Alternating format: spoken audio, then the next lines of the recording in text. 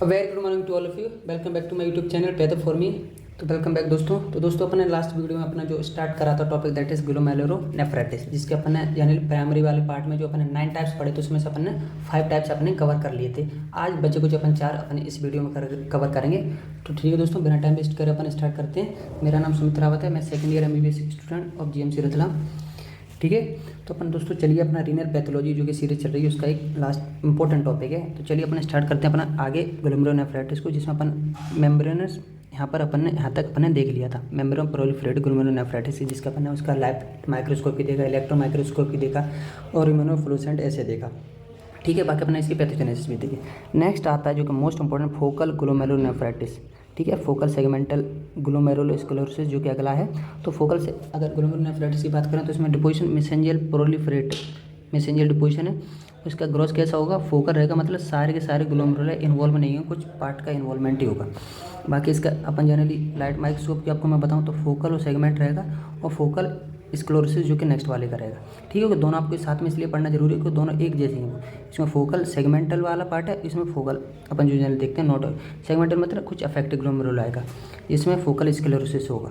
That is the most common cause of nephrotic syndrome जो कि adult में मैंने आपको जनरली बताया था। तो अडल्ट में कौन सा रहेगा जनरली अपना फोकल सेगमेंटल वाला। जैसे आपको चिल्ड्रन में मैंने आपको मिनिमम चेन डिसीज वाला बताया था, तो ऐसे इसमें अडल्ट में क्या है फोकल सेगमेंटल, जिस पर क्वेश्चन आता है दोस्तों। ठीक है, बाकी आपको मैं आगे अगर इसकी मैं जैसे आपको लाइट माइक्रोस्कोपी इलेक्ट्रो माइक्रोस्कोपी बताऊँ, इलेक्ट्रॉन फ्लोरेसेंट ऐसे। तो electro microscopy wide spread mesangial deposit diffuse loss of foot process, इसमें कोई फूड प्रोसेस नहीं होती, याद रखें। ठीक है, फोकल वाले में। ठीक है, तो FSGN फोकल सेगमेंटल। बाकी IgA, C3, IgM, मतलब देखिए इसमें IgG भी आ गई, तीनों एंटीबॉडी आपको इन्वॉल्वमेंट मिल रहा है किसमें, FSGN में। तो आपको ये भी याद रखना इम्यूनोफ्लोरेसेंट में। ठीक है, नेक्स्ट स्टेप देखें अपन दोस्तों, दैट इज क्रोनिक ग्लोमेरुलोनेफ्राइटिस या फिर जिसको एंड स्टेज किडनी डिसीज भी बोलते हैं। मतलब क्रोनिक वाला पार्ट है, जैसे अपन ने एक्यूट पढ़ा वैसे अपना क्रोनिक वाला है यानी। तो इसमें रैपिडली प्रोग्रेसिव ग्लोमेरुलोनेफ्राइटिस है, तो बहुत इरिवर्सिबल इंपेयरमेंट है, क्योंकि सीधी बात है किडनी एंड डिसीज, इसके बाद किडनी खराब हो ही जाएगी, आपकी एंड स्टेज है डिसीज की। ग्रोथ क्या है इसकी, स्मॉल कॉन्ट्रैक्टेड ऑफ किडनी। ठीक है दोस्तों, जो ऊपर वाली टेबल है अपन उसी के अकॉर्डिंग चल रहा है। ठीक है, तो स्मॉल कॉन्ट्रैक्ट किडनी है, ये उसका आगे का पार्ट है। जैसे अगर इसकी लाइट माइक्रोस्कोप की बात करें, इलेक्ट्रॉन माइक्रोस्कोप की बात करें और IF की बात करें, इम्यूनोफ्लोरेसेंट ऐसे। तो लाइट माइक्रोस्कोप में ग्लोमेरुलाई देखें तो उसका रिड्यूसिंग नंबर होगा, जो इसके सेलुलर होंगे, ये सेलुलर इजोनोफिलिक मास है। मतलब इसमें आपको डायग्राम बनाने की जरूरत नहीं, आप लिख भी देंगे तो ठीक है। मोस्ट इंपॉर्टेंट जिनके इंपॉर्टेंट थे वो मैंने आपको ऊपर बता दिए। ठीक है, इलेक्ट्रॉन माइक्रोस्कोपी वेरिएबल है, मतलब कोई डिपोजिशन नहीं, हर कैसे भी डिपोजिशन हो सकता है। और IF भी वेरिएबल है। किस में बात कर रहे हैं अपन, क्रोनिक ग्लोमेरुलोनेफ्राइटिस की। ठीक है, बाकी क्रोनिक रीनल फेलियर भी इसमें मोस्ट इसका क्या है, क्लिनिकल मैनिफेस्टेशन।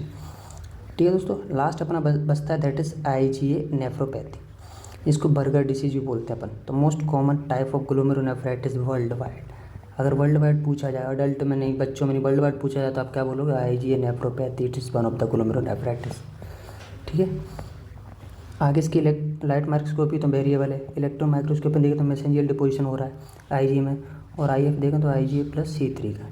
ठीक है, क्लिनिकल फीचर बाकी नेफ्रोटिक सिंड्रोम, एनोज स्क्लोनिन परप्यूरा, स्कॉनली परप्यूरा जो कि बच्चों में जनरली होता है, तो it is a part of IgA nephropathy. ठीक है, तो जैसे आपको दोस्तों अभी अपन ने 3 टाइप पढ़े, अपन ने फोकल वाला पढ़ा, अपन ने क्रोनिक पढ़ा और IgA नेफ्रोपैथी वाला पढ़ा। फोकल के 2 पढ़े, फोकल ग्लोमेरुलोनेफ्राइटिस और फोकल सेगमेंटल ग्लोमेरुलोस्क्लेरोसिस। ठीक है, जिसमें फाइब्रोसिस स्क्लेरोसिस मतलब फाइब्रोसिस का इन्वॉल्वमेंट है। ठीक है दोस्तों, तो अपने जनरली इसका डायग्राम आपको मैं एक बार अच्छे से बता देता हूँ। हाँ, ये देखिए generally that is focal segmental glomerulosclerosis का FSGN का ये। इसमें जनरली क्या हो रहा है, रिडक्शन रीनल मास का, जिसकी वजह से system hypertension, intra glomerular hypertension और ग्लोमेरुलर हाइपरट्रोफी, मतलब इसकी क्या क्या पैथोजेनेसिस अपन जनरली यहाँ पर बताना चाह रहा है। Mesangial cell hyperplasia, electron cell matrix deposition हो गया, इंट्राग्लोमेरुलर कोगुलेशन हो गया, फिर एपिथेलियल कोई इंजरी होगी जिसकी वजह से ग्लोमेरुलोस्क्लेरोसिस हो रही है। ठीक है, और प्रोटीनूरिया, अब इसकी फिर से रिडक्शन रीनल मास हो जाएगा। अपन ने देखा ना सेल नंबर डिक्रीजेज हो रहा था। ठीक है, ये भी आप इसका अकॉर्डिंग भी लिख सकते हैं। उसका क्या अपना जनरली अपना फोकल सेगमेंटल का क्या है, ग्लोमेरुलर अपनी हिस्टोलॉजी है, तो आपको ऐसा ऐसा दिख रहा होगा। तो ये डायग्राम इसलिए डाल दें तो आपको थोड़ा कोरिलेट कर पाएगा, हाँ ये डायग्राम आ भी जाए तो अपन इसमें एग्जामिन कर दें। ठीक है, बाकी दोस्तों IgA नेफ्रोपैथी वाला मैंने शायद डाला है कि इसमें एक बार देख लेता हूँ, नहीं डाला होगा शायद। देखिए IgA नेफ्रोपैथी वाला है, होगा नहीं है तो इम्पोर्टेंट, इसलिए नहीं डाला होगा। जस्ट मिनट, मैं एक बार क्रॉस चेक कर लेता हूँ। चलिए नहीं, ठीक है दोस्तों। तो ये अपने टोटल क्या आते हैं, एक्यूट या प्राइमरी ग्लोमेरुलोनेफ्राइटिस, ठीक है। नेक्स्ट अपन जनरली इसका आपको एक चार्ट ही बता दूँ जो बुक में दिया है, तो इस तरीके से आपको लिखना है, जो मैंने आपको बताया वो इस तरीके से बताना चाहे। इसमें अपने क्या डिसीज़ है, क्या क्लिनिकल प्रेजेंटेशन है उसकी, क्या पैथोजेनेसिस है, क्या ग्लोमेरुलोपैथोलॉजी मतलब क्या उसकी लाइट माइक्रोस्कोपी है, क्या फ्लोरोसेंट्स है, क्या इलेक्ट्रो माइक्रोस्कोपी है, ठीक है। तो आप ये करके देख सारे अपन ने एक एक करके कवर कर लिए, ठीक है। बाकी आपको मैं इसकी PDF भी दोस्तों, इसकी PDF भी मैं आपको एक बना कर दे दूँगा, दोनों पेजेस में, दोनों पेजेस कवर होंगे एक साथ, जिसकी वजह से आप इजीली डिफ्रेंशिएट कर पाएंगे। बाकी आप बुक में से भी आप देख सकते हैं, बुक में और अच्छा दिया है, ठीक है। बाकी मैंने कोशिश करी अपने अच्छे से बताने की।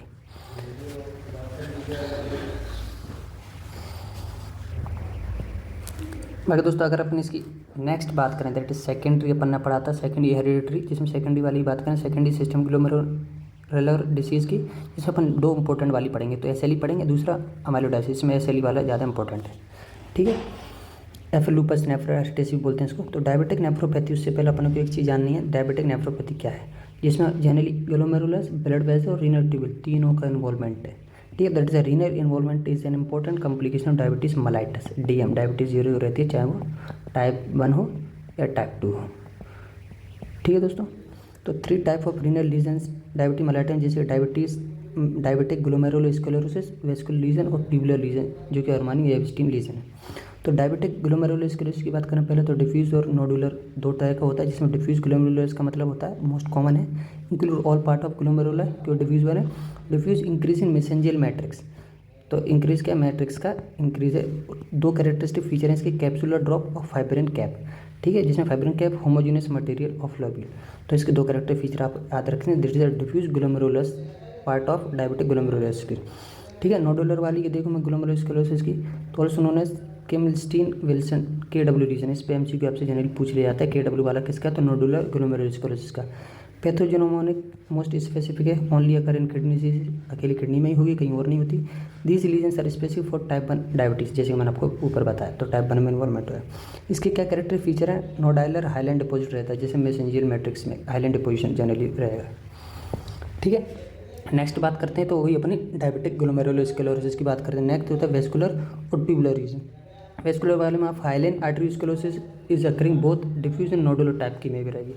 आर्टरियोस्क्लेरोसिस मतलब आर्टरी में कहीं फाइब्रोसिस है, ठीक है भाई। ट्यूबुलर लीजन में अरमानी एब्स्टीन लीजन बोल रहे थे, जिसको जो कि mostly PCT is involve, glycogen deposit is over there.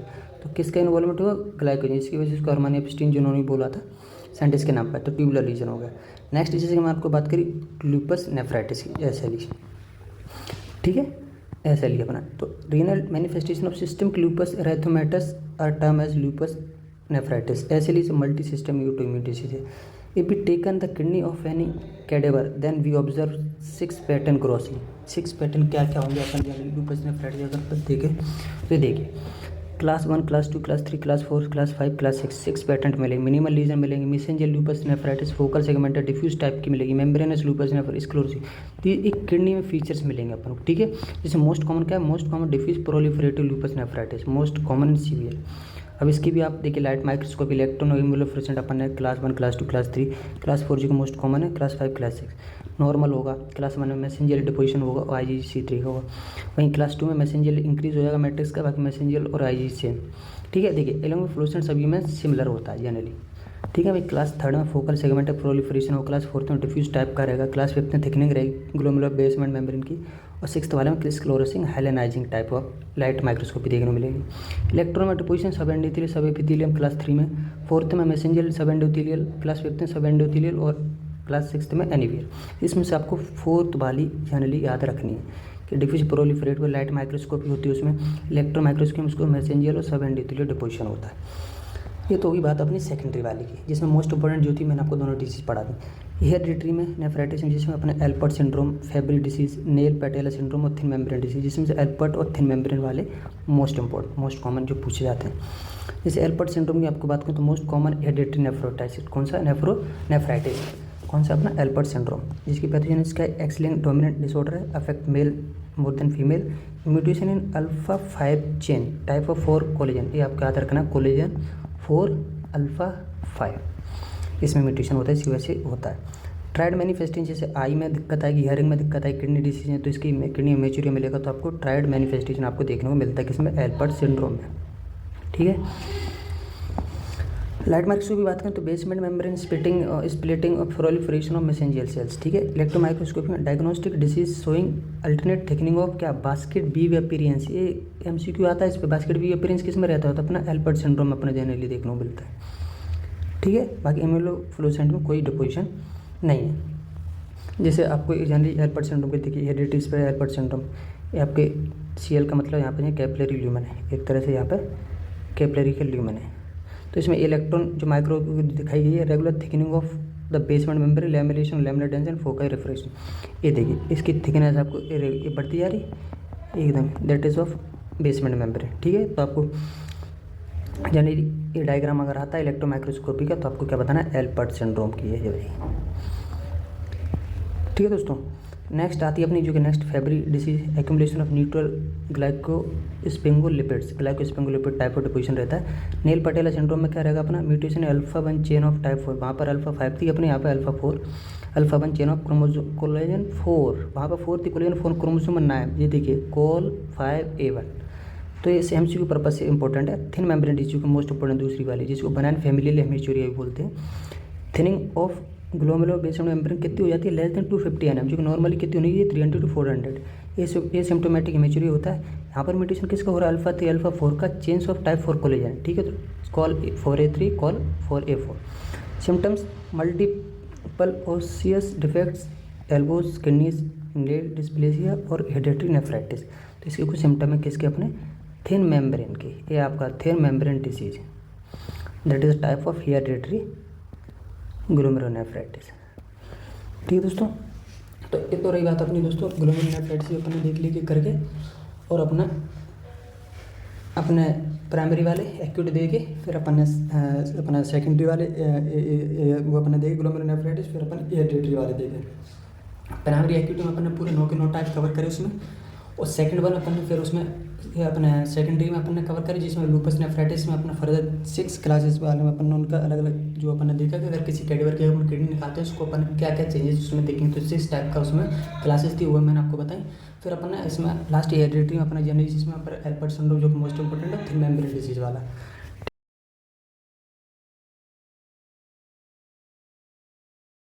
ठीक है। तो चलिए दोस्तों जो भी अपना आज पढ़ा उस पर अपन MCQ और कर लेते हैं जैसे अपन लास्ट क्लास में छोड़ा था। लास्ट लेक्चर अपना जो था 4 तक अपना कवर कर लिया था। नेक्स्ट अपन देखते हैं benign disorder of glomerulonephritis of characterize by diffuse effacement of foot process, visceral epithelium podocyte defective. Foot process दिख रहा है आपको, तो फूड प्रोसेस किसका जनरली इंपॉर्टेंट था जो अपने प्रोलिफरेटिव क्या पढ़ा था, मेम्ब्रेन प्रोलिफर ग्लोमेरुलोनेफ्राइटिस। तो सिंपल है, इसका आंसर हो जाएगा दूसरा। आपको कुछ कुछ स्पेसिफिक चीज़ ढूंढनी है, उसकी वजह से आप उसका आंसर बता सकते हैं। Next question with respect to focal segmental glomerulosclerosis FSGS the inappropriate option, गलत कौन सा FSGS GN के रिस्पेक्ट में, GN सॉरी S आएगा, स्क्लेरोसिस इसलिए। हायर इंसिडेंस ऑफ मेचूरिया, ठीक है। रिड्यूस GFR हाइपरटेंशन, ये भी ठीक है। Proteinuria is more of non selective, ये भी ठीक है। गुड रिस्पॉन्स टू कॉर्टिकोस्टेरॉइड, नहीं यहाँ पर बैड, कोई आप कॉर्टिकोस्टेरॉइड की ट्रीटमेंट नहीं कर सकते, तो आंसर हो जाएगा last 4th one. 4 relevant gene NPS1 NPS2 protein alpha actinin and TRPC से associated with.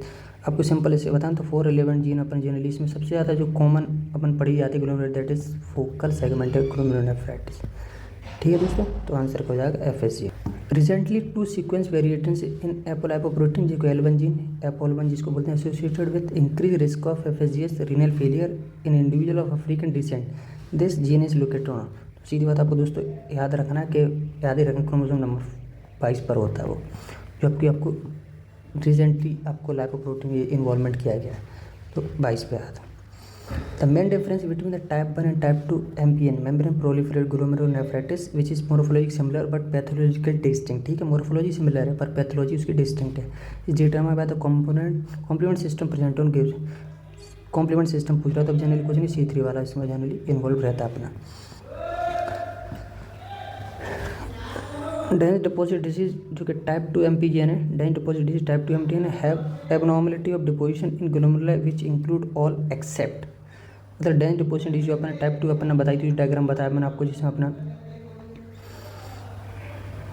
Abnormality of deposition glomeruli which include all except, तो इसमें जनरली अपन ने देखा था डिपोजिशन किसका नहीं हो रहा था, तो अपन ने देखा था IgG का डिपोजिशन नहीं, बाकी C3 का भी, प्रोफाइडिन का भी हो रहा था, C3b का भी हो रहा था, IgG का एनवॉल्वमेंट नहीं, जो कि मैंने आपको क्वेश्चन बताया भी था, आता भी है टाइप 2 MPGN पे।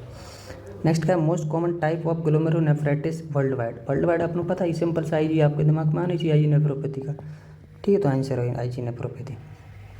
अल्पर्ट सिंड्रोम हेरिडिटरी नेफ्राइटिस का जो पार्ट है सजेस्टेड बाय ऑल एक्सेप्ट, गलत कौन सा अल्पर्ट सिंड्रोम का, एक्सीलेंट ट्रेट है, ठीक है। Defect in collagen type 4 alpha 3 chain corneal dystrophy distinct basket behaviour, ये भी ठीक है। अब देखिए इसमें क्या गलत है, अल्फा 3 नहीं है दादा, अल्फा 5 चेन का अल्फामेंट है, तो आंसर हो जाएगा अपना सेकंड वाला। Thin basement membrane lesion benign family hematuria बोलते हैं, इस मैनिफेस्टो वाला एक्सेप्ट, तो कौन सा रिस्पेक्ट में थिन बेसमेंट मेम्ब्रेन के रिस्पेक्ट में गलत है, तो GBM बिटवीन 152 ये भी ठीक है। फैमिलियर एसिम्टोमेटिक इमेचुरी ये भी ठीक है। Mutation collagen type 4 collagen chain alpha 3 alpha 4 alpha 5 में नहीं होता, सिर्फ अल्फा 3 अल्फा 4 में होता है, ठीक है। Hearing loss ocular abnormality and familiar history of renal failure absent, ये भी ठीक है, ठीक है दोस्तों। तो सेकंड C ऑप्शन हो जाएगा। मोस्ट इंपॉर्टेंट क्वेश्चन आया, characteristic deposition of IgA principally in mesangial region detected by IFE, मतलब IgA मतलब IgA नेफ्रोपैथी का कौन सा डायग्राम है आपको दोस्तों, आप एक बार बुक देखेंगे तो उसमें सबकी जनरली जो बनी हुई है दैट इज इम्यूनोफ्लोरेसेंट ऐसे, तो आप उसमें देख सकते हैं जनरली इस टाइप का। तो आपको जो लास्ट में सबसे ज़्यादा ग्लेटर देख रहे हैं, ये वाला इसका आंसर होता है IgA नेफ्रोपैथी का। तो इसमें आपको मैं क्वेश्चन नहीं बताऊँ, इमेज बेस्ड क्वेश्चन है, तो आपको एक बार याद रखना पड़ेगा, ठीक है दोस्तों।